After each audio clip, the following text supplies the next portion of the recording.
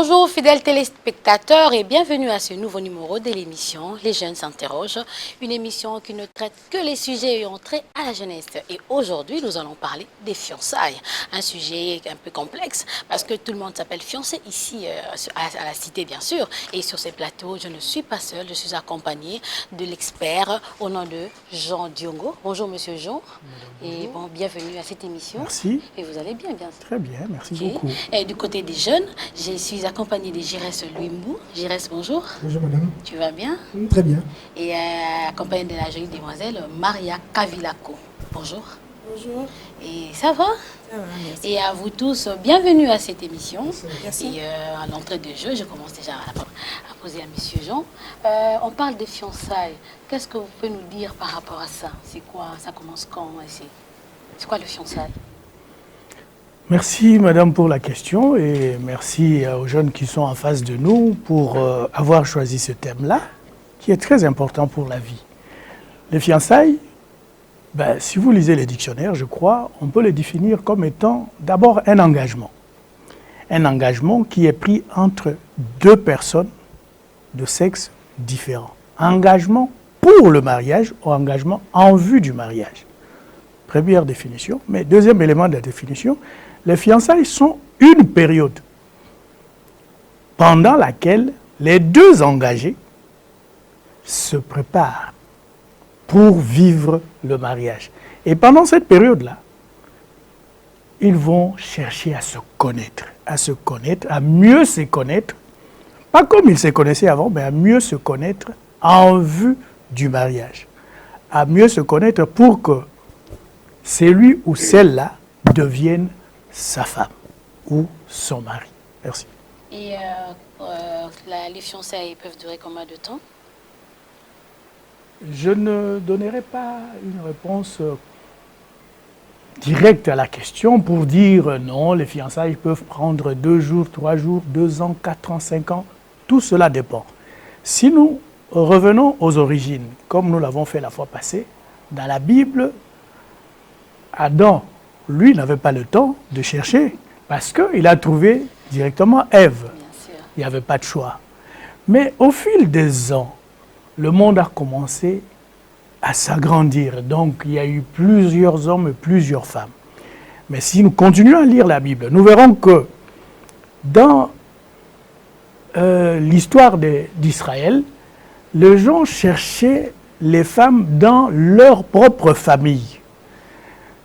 Pourquoi? C'est parce qu'en réalité, ils connaissaient et ils avaient l'expérience, ils avaient un peu les éléments d'information sur les personnes vers lesquelles ils se dirigeaient parce qu'ils constituaient la grande famille. À partir de ce moment-là, ça ne posait pas de problème. Le papa dirait, choisissez-moi une femme dans cette famille-là. Mais aujourd'hui, le monde est devenu cosmopolite. Les gens viennent de partout. On se rencontre partout, dans les églises, à l'université, dans les écoles. De sorte que les habitudes d'aller chercher le conjoint dans la famille ont disparu. Parce que c'est traité maintenant d'inceste. Oui, c'est traité aujourd'hui d'inceste. Et que donc, à partir de ce moment-là, une personne qui vient du Nord, vous venez du Sud, vous ne la connaissez pas. Mais qu'est-ce qui pourrait justifier que vous puissiez vous lier à cette personne pour une union définitive? Voilà l'intérêt des fiançailles. Ça veut dire qu'on doit prendre le temps, puisqu'on ne connaissait pas la personne avant, on doit prendre le temps de mieux la connaître pendant cette période. Et ça dépend. Donc la durée n'intéresse vraiment pas. L'essentiel pour nous, c'est que les deux personnes puissent approfondir, je vous en prie, leur connaissance sur l'un et l'autre pour mieux vivre ce contrat qui s'appelle le mariage. Et pourquoi ces changements? Avant, c'était faut chercher la fiancée ou les fiancés dans une famille, dans votre famille.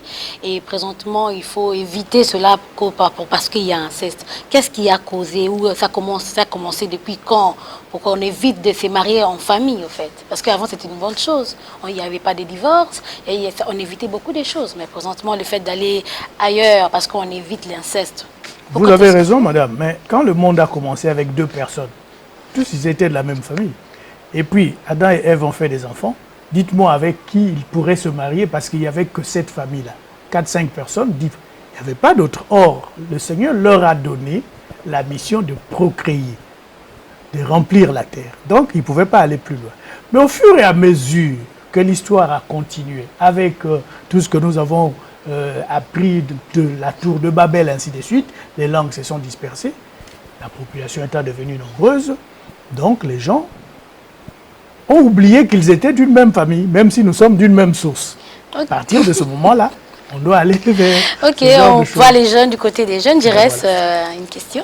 Voilà, nous avons suivi religieusement, vous avez donné deux définitions qui expliquent un peu de faute en comble le fiançailles. La première question que j'aimerais vous poser, quand vous dites que le fiançailles est une période qui permet aux futurs conjoints de se connaître, je me pose une question. Pensez-vous que cette période est suffisante pour permettre à ces deux personnes de se connaître comme il le faut? Suffisante? Je ne répondrai pas à la question par oui ou non, mais indispensable, oui, je crois. Suffisante, ça veut dire vous mettez, disons, l'accent sur le délai. J'ai dit, je ne peux pas répondre au délai, mais la période est nécessaire et indispensable dans la mesure où l'un et l'autre vient d'un milieu différent, d'une famille différente. Peut-être que vous ne vous connaissiez pas avant. Or, l'engagement que vous voulez prendre est un engagement pour la vie. Voilà pourquoi j'ai dit, il faut prendre ce temps-là. Combien? Ça dépend des habitudes des uns et des autres. J'aimerais clarifier un peu ma question. Oui. J'étais en train de dire ceci. La période de fiançailles, cette période va permettre aux futurs conjoints de se connaître vraiment. Parce qu'il y a nous vivons à Kinshasa, nous connaissons comment est-ce que le chef est présent. Il y a quelqu'un qui croise une fille en cours de route, bah, je t'aime, je veux que nous puissions vivre ensemble. 3 ans, 2 ans, 4 ans de fiançailles. Mais une fois arrivé dans la même maison, le monsieur découvre des habitudes qu'il n'avait pas pu découvrir pendant qu'ils étaient ensemble. Voilà pourquoi je pose la question. Est-ce que la période de fiançailles permet aux futurs conjoints de se connaître de fond en comble? De fond en comble, là vous ajoutez encore une autre dimension à votre question. De fond en comble, non, peut-être pas. Parce que même pendant le mariage, vous apprendrez toujours à connaître votre conjoint.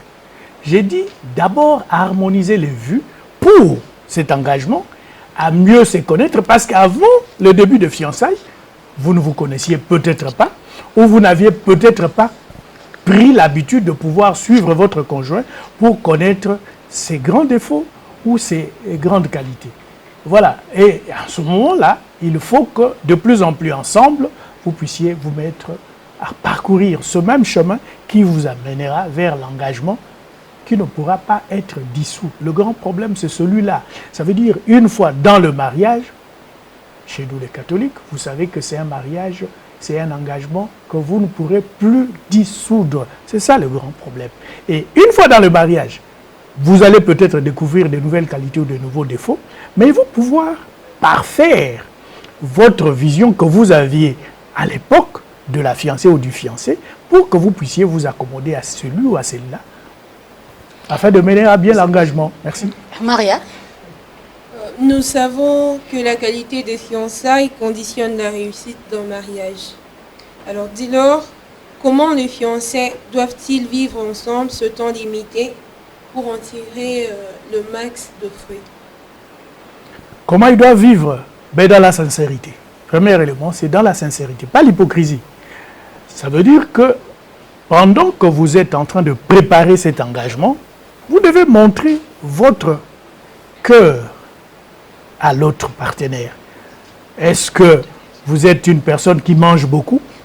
Vous êtes une personne qui travaille bien? Mais si vous faites l'hypocrisie, là, vous risquez en fait un peu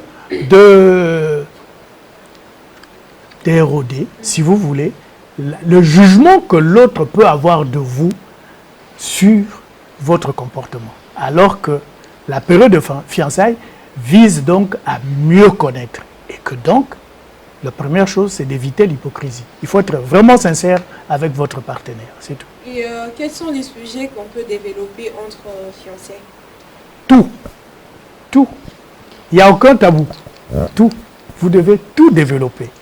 Tout développer du côté de votre famille, du côté de votre propre personnalité, du côté de vos amitiés, ainsi de suite. Je crois qu'il n'y a pas de sujet tabou. Sauf qu'il y a peut-être des interdits en ce qui concerne votre comportement propre entre les deux. Merci. Mais moi, j'ai remarqué une chose. Quand on est fiancé, parce qu'on cherche à ce qu'on... Surtout pour les femmes, hein, ce que j'ai remarqué, c'est qu'on cherche à ce qu'on nous épouse. On cache certains comportements.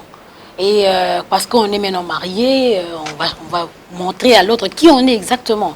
Mais vous ne pensez pas que là déjà, je peux dire que le fiançailles n'a pas d'importance. Dire qu'il faut faire peut-être encore un peu de temps, comme l'Église demande, qu'on fasse peut-être à partir de 3 mois ou au-delà, pour qu'on se connaisse, qu'on se connaisse.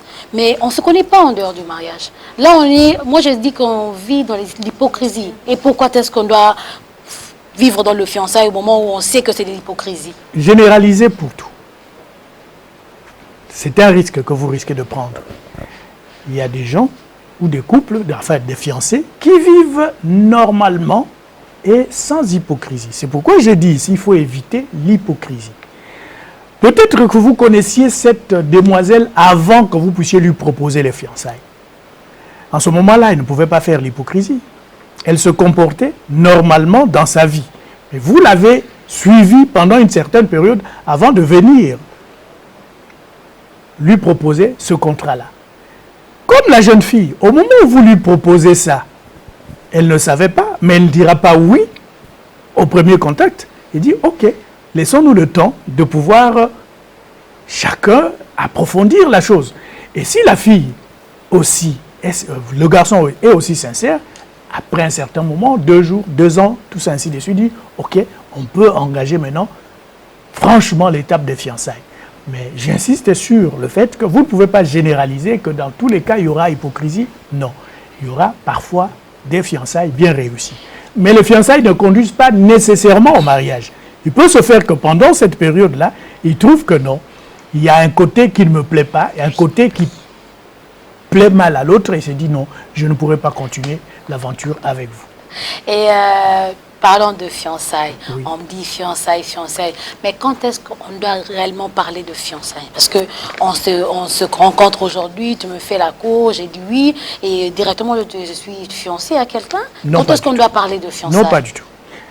Ça veut dire que vous avez levé une option de pouvoir vous y engager, mais généralement, on commence à parler de fiançailles à partir du moment où vous vous présentez à vos parents. Ça veut dire que le garçon va présenter la fille à sa famille, comme la fille amène le garçon auprès de la sienne. De sorte qu'officiellement, on sait que ces deux-là sont engagés dans un courant qui peut les amener au mariage. Mais sinon, c'est, disons, comme on dirait, une aventure entre 2 personnes qui se connaissent. Jérès? Pas besoin de poser la question, ça saute aux yeux que vous êtes marié. Avec sincérité, clarté. Dites-nous sincèrement, quand vous étiez fiancé avec votre épouse, vous pensez que vous étiez sincère avec elle ou vous étiez hypocrite? Parce que ne nous dites pas que vous avez exprimé tout votre comportement, tout votre caractère à votre épouse. Si vous ne le faites pas, vous ferez un mauvais mariage. C'est tout ce que je peux dire. Moi, personnellement, ce que je vais vous dire, c'est que nous avons fait 7 années de fiançailles avec mon épouse. Ah bon? 7 années de fiançailles, oui. Mais si vous ne le faites pas, vous ferez un mauvais mariage. Donc, c'est un conseil que j'adresse à tous les jeunes qui veulent s'engager. C'est d'être sincère. Si vous avez des défauts, il faut que l'autre puisse connaître ses défauts. Mais le problème du mariage, c'est quoi? C'est que le mariage, l'un et l'autre va accepter les défauts de l'autre. C'est ça le problème. Je vais essayer de rebondir un peu. Quand vous dites qu'on doit exhiber tout le défaut, vous ne pensez pas que, par exemple, j'ai fait la cour à cette jolie dame qui est juste à côté, et puis moi je suis un gars qui se fâche. Quand je me fâche, je frappe la femme. Vous ne pensez pas que je peux cacher ses comportements et puis l'exhiber une fois dans le match. Parce que si je le faisais maintenant là, il va me dire, ce gars est brutal, il va me jurer un jour, je ne dois pas accepter. Mais je l'ai dit quand vous avez posé les premières questions, qu'il faut éviter l'hypocrisie. Il faut être sincère. Ça, c'est la normalité. Donc, vous ne pouvez pas... qui ne changent jamais. Pardon? Il y a de ces défauts qui ne changent jamais. Mais Alors, voilà. Si vous êtes un monsieur bagarreur, mais la fille va juger, mais ce monsieur-là, c'est un bagarreur, je ne supporte pas les bagarreurs et je vais changer d'avis. C'est fini. Point trait. Voilà un peu le comportement que vous devez afficher. Et que faire en cas de doute juste avant le mariage? Donc, vous êtes dans l'étape de fiançailles, puis tu te décides, du coup, j'ai une autre personne en tête. Comment t'orienter? Mais le doute peut arriver. Vous avez raison, mais vous pouvez prendre conseil auprès de vos parents, prendre conseil auprès de vos amis. Le doute peut arriver. Ça ne veut pas dire que comme vous avez commencé cette aventure, tout est clean. Non. Le doute peut arriver dans la tête de l'un ou de l'autre. Mais il faut prendre conseil. Tout en sachant que les amis actuellement sont les plus grands démons et parfois on va vous conseiller juste parce que l'autre ami aimait votre copine, mais vous dit non, il faut la laisser, elle n'est pas bonne pour toi. J'ai dit, il n'y a pas que les amis, il y a aussi la famille. Quand vous avez un doute face à l'autre partenaire, il faut prendre conseil. Soit auprès des amis, vos propres amis, mais vous avez aussi les amis de votre fiancé.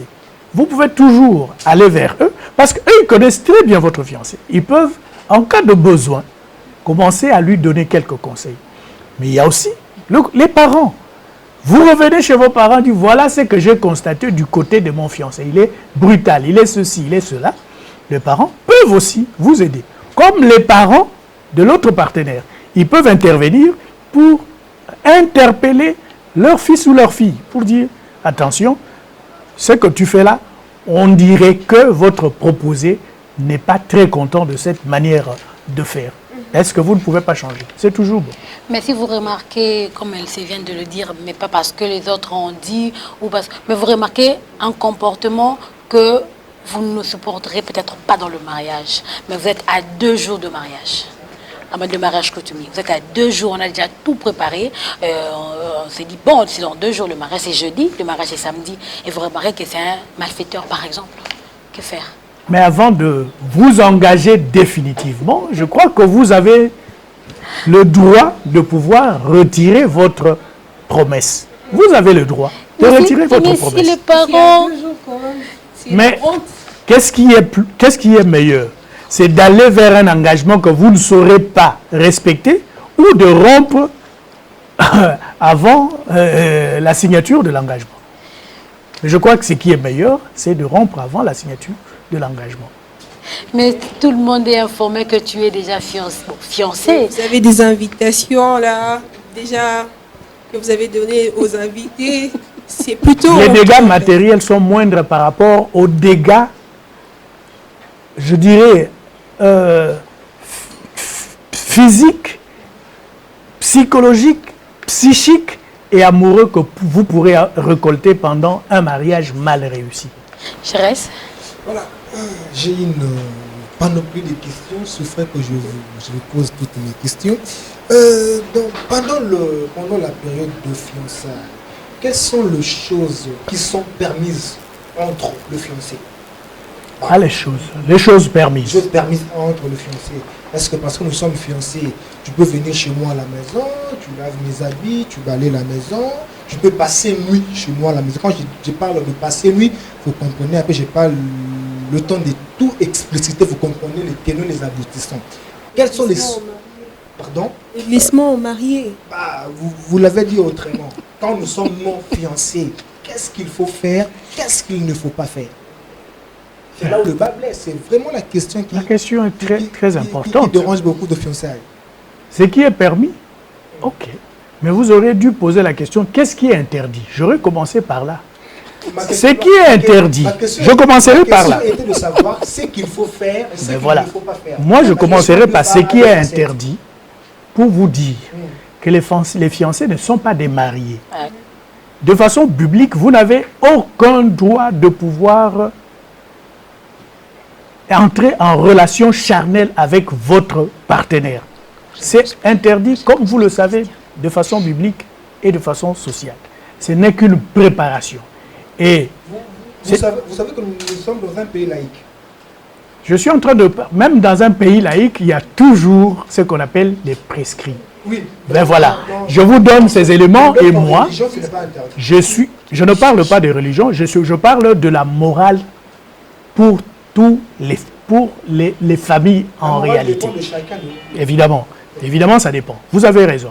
Mais aucun parent ne va accepter que sa fille, qui n'est pas encore mariée, puisse avoir de relations charnelles avec un garçon qui n'est pas encore venu présenter la dot chez eux. Aucun parent. Ça, ce n'est pas un problème de religion. Donc, je reviendrai pour cela, pour dire que ce qui est interdit, c'est que les deux partenaires puissent avoir de relations charnelles. Mais ce qui est d'ailleurs souhaité, c'est que vous puissiez vous connaître à fond, de sorte que la fiancée puisse venir passer la journée chez vous, nettoyer vos habits, parce qu'elle prend les habitudes. Comme on dit d'ailleurs Oui, dans un dicton, jeune homme prend les habitudes. Passez de lui, Oui, il y a elle prend toujours les des habitudes. tentations. Il y a des limites qu'on ne peut pas dépasser. Passez de nuit avec vos sœurs, il n'y a pas de problème. Non, Pas passer de nuit avec vous. Elle passe plus chez moi. Non, pas du tout. Pas chez vous, mais auprès de vos parents. Non, elle se prépare déjà. Non, elle se prépare. Non, pas Elle du tout. prend les noms. Nous ne pouvons pas, ici, essayer de mettre ce qui n'est pas bon dans la tête de jeunes. Ce qui est bon dans la tête de jeunes, c'est de pouvoir leur permettre de pouvoir se préparer au mariage et de dire ce qui est interdit. Donc, venir chez vous, faire la cuisine, nettoyer vos habits, nettoyer votre maison, faire la propreté et rentrer chez lui le soir. Je crois que ça permet à la femme et à l'homme de pouvoir faire ce qu'on appelle c'est l'abstinence avant le mariage. C'est l'abstinence avant le mariage. Merci. Et moi, j'ai une question concernant la bague de fiançailles. C'est obligatoire qu'on donne au fait à la fiancée cette bague de fiançailles. Ça, quel impact et puis quelle signification? Dans certaines civilisations, les fiançailles sont une étape obligatoire avant le mariage. Et c'est ainsi qu'ils vont même jusqu'à se faire ces bagues de fiançailles. Parce qu'en ce moment-là, vous êtes un peu pré-engagé. Plus personne, tout le monde sait que non, cette dame ou ce monsieur est déjà engagé, je ne peux pas. Mais dans notre civilisation, je crois que nous n'avons pas ces genres d'habitude de donner la bague de fiancée, tout ça, ainsi de suite. On trouve que c'est de la blague, tout ça, ainsi de suite. Mais l'essentiel, c'est ce qui est dans votre cœur. Que vous ayez une bague ou pas, ça n'enlève rien dans votre discipline intérieure. Il y a des gens qui ont des bagues qui ne respectent même pas. Vous comprenez? Donc l'essentiel, c'est ce qui est dans votre fond intérieur. Voilà le plus important. Et au cas où, parce que vous venez de dire que les fiancés ne peuvent pas vivre comme les mariés, comme je reste là si bien posé cette question, ça veut dire aller dormir chez lui. Mais au cas où, bon, ils ont déjà eu à se connaître et la fille tombe enceinte, ils font quoi? Ils avortent parce qu'ils ont peur que le fiançailles se change de connotation. Il y a Ratofandéa. La fille fait quoi? L'homme fait quoi? On précipite. On s'est connus il y a 1 mois seulement. Et puis bon, la fille se retrouve enceinte au 2e mois. On précipite le mariage. On ne se connaît pas. On fait quoi exactement? Je crois que le droit résout un certain nombre de problèmes. C'est un problème de responsabilité. Vous avez mis une jeune fille en état de grossesse. Il vous appartient d'être responsable, même si juridiquement vous n'êtes pas encore allé au mariage. Mais ça peut précipiter maintenant le mariage. Ça veut dire que vous êtes devenu père avant le mariage, mais prenez votre responsabilité puisque vous étiez déjà en cours de contrat de fiançailles. Mais ça va peut-être précipiter les choses, je ne vois pas un danger. Mais ça ne viendra pas gâter la chose, mais ça pourra peut-être précipiter. Mais moi je me dis, il y a quand même, il n'y a pas à encourager parce que présentement on dit, il y a un terme que les Kinma utilisent, les jeunes garçons commencent à le faire comme cela. C'est-à-dire pour épouser une fille, il faut que la fille tombe enceinte pour qu'il soit vraiment sûr que la fille va avoir des enfants. Et bon, ça c'est cette facette-là de la chose. Et au cas où la fille tombait enceinte, vous étiez déjà dans le processus de mariage et que les parents de la fille refusaient qu'il y ait mariage parce que vous n'avez